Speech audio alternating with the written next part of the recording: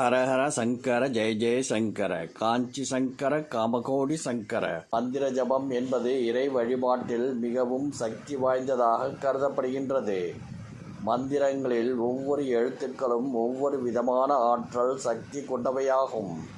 இந்த மந்திரங்களை குறிப்பிட்ட எண்ணிக்கையில் குறிப்பிட்ட நேரத்தில் தொடர்ந்து சொல்லுவதால் அளவில்லாத நன்மைகள் ஏற்படும்.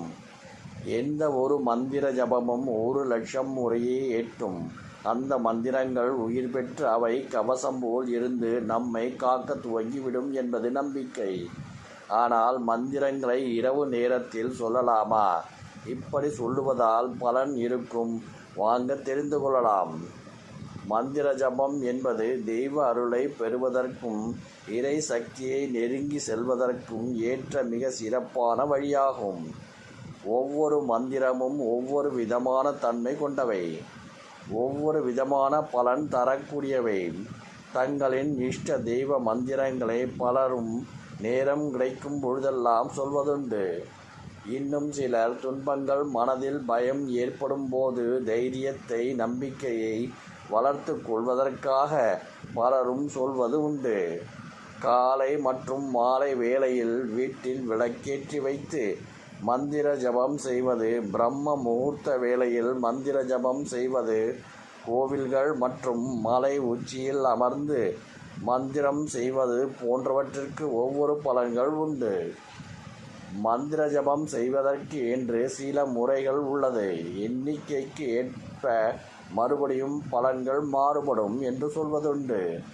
ஆனால் இரவில் மந்திர ஜபம் செய்வது சரியா? இதனால் நன்மைகள் ஏற்படுமா அல்லது தீமைகள் ஏற்படுமா? எந்த தெய்வத்துக்குரிய மந்திரத்தை வழிபாட்டினை இரவில் செய்வது சிறப்பு? எந்த மாதிரியான மந்திரங்களை எந்த முறையில் சொல்ல வேண்டும் என்பதை நாம் தெரிந்து கொள்ளலாம். இரவு நேரத்தில் மந்திரங்களை சொல்லுவதால் எந்த மாதிரியான ஆபத்தான விளைவுகள் ஏற்படும் என்பதையும் நாம் தெரிந்து கொள்ளலாம். பொதுவாக மந்திரங்களை யார் வேண்டுமானாலும் சொல்லலாம். ஆனால் பிஜு மந்திரங்கள், அக்ஷரங்கள் போன்ற அதிசக்தி வாய்ந்த மந்திரங்களை குரு ஒருவர் மூலமாக கற்றறிந்து அதன் பொருள் உணர்ந்து தீட்சை பெற்று ஜபிக்க துவங்க வேண்டும். ஒருவேளை இந்த மந்திரங்களை நாமாக சொல்லும்போது அதில் பிழை ஏற்படுவதற்கு அதிக வாய்ப்புள்ளது. இதனால் எதிர்மறை விளைவுகள் ஏற்படும். இவற்றால் பெரும் ஆபத்துக்களும் தெய்வங்களின் கோபத்திற்கும் ஆளாக வேண்டியிருக்கும். சாஸ்திர முறைகளின்படி மந்திரங்களை ஜபம் செய்வதற்கு இரவு நேரம் ஏற்றது கிடையாது. இரவில் செய்யப்படும் மந்திர ஜபத்திற்கு எந்த பலனும் கிடையாது. பொதுவாக நாம் மந்திரங்களை உச்சரிக்கும் போது நம்முடைய உடலில் மனதில் ஒரு விதமான அதிர்வலைகள் ஏற்படும். தெய்வீக சக்தி நமக்குள் ஊடுருவதை உணர முடியும். இது பகலில் ஏற்படும் போது நன்மைகள் தரும்.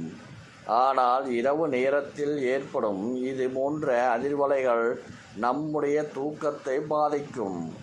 அதே போல மந்திர ஜபம் செய்த பிறகு தூங்கி விடுவதால் தெய்வீக அருளானது நமக்கு கிடைக்காமல் போய்விடும். காளி தேவிக்கு உரிய மந்திரங்களையும் வழிபாட்டினையும் மட்டுமே இரவு நேரத்தில் மேற்கொள்ள வேண்டும்.